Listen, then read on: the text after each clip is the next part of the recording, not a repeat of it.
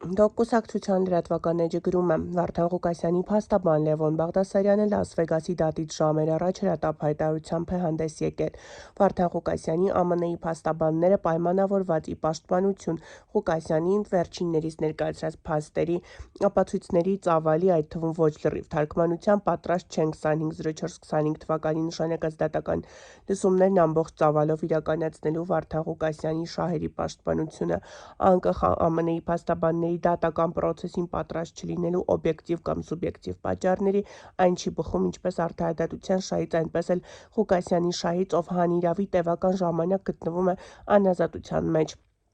ով իր իրավամբ արդեն ոչ թե կալանք է կրում, այլ պատիժ, անհրաժեշտ է օր առաջ քննություն առարկա դարձնել։